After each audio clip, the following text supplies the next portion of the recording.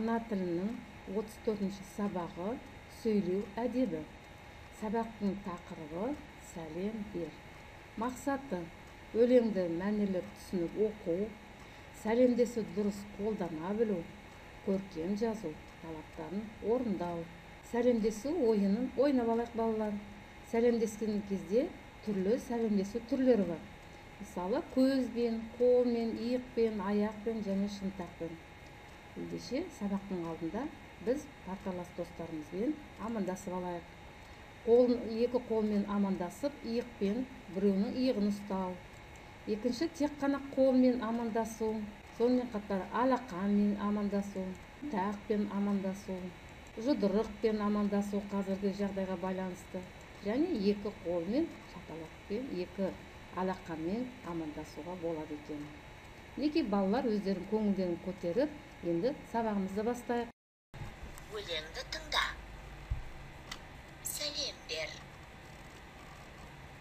Үлкенді көрсең, сәлем бер. Басыңды иіп, кідіріп, әдетпен келіп амандас, жанынан өтпей жүгіріп. Есен саулық сұрасып, сәлемдесу салтымыз. Аман болсын қашанда, ардақтаған халқымыз. Ұлықбек Есдәулет.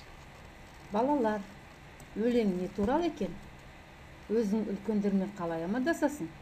Осы сұрақтарға жауап берейік. Өлеңді тыңдарыңдар, енді жаңағы сұрақтарға жауап берейік. Үлкен адамды көрсең, танитын адамды көрсең, амандасып отыру керек екен. Сәлем сөздің анасы. Амандасу, қал жағдайын білісу, есен саулығын сұрасу бұл әдептіліктің бір белгісі екен. Ендеше әдептіліктің қандай ережесі бар екен? Сөйлеу әдебін біліп ал дейді.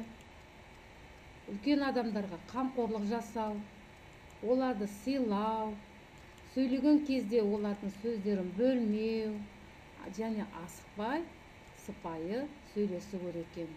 Үнемі қамқорлық жасап жүретін болсаң, ол әдептіліктің белгісі екен.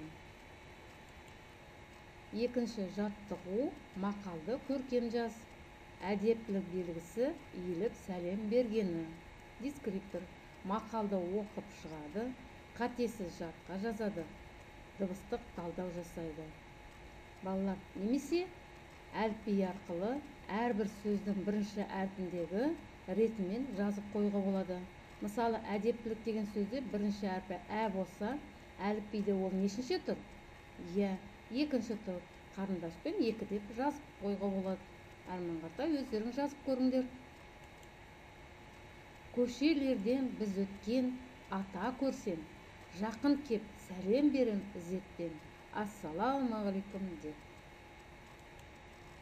Үшінші жаттығу, жаңа кездескен адамдармен қалай амандасасың? Танысқан кезде қандай сөздерді қолданасың? Амандасу түрлерінің қайсысы дұрыс? Балалар, жаңа кездескен адамдармен амандасқан кезде аты жөнін сұрап, қал жағдайын сұрайсың.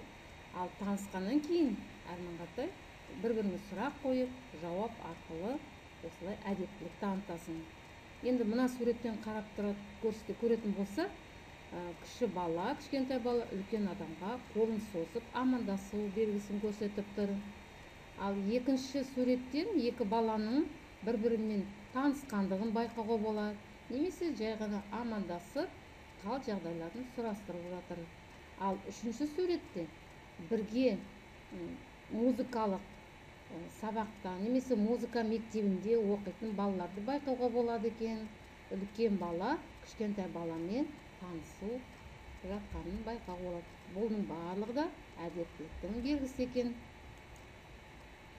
Жазба жұмысына келейік.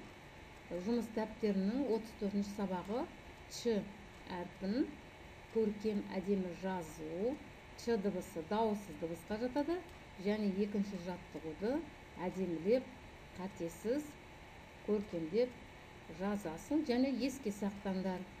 Үшінші, мақалдардың жалғасын тауып меңзермен қос. Ұнаған мақалыңды жаз. Әдепті бала ата-анасын мақтатар. Ал әдепсіз бала ата-анасын қақсатар дейді. Сіз деген әдеп, біз деген көмек екен. Балалар өздеріне ұнаған осы мақалдардың біреуін жазып алыңдар. Осымен сабағымызды аяқтаймыз.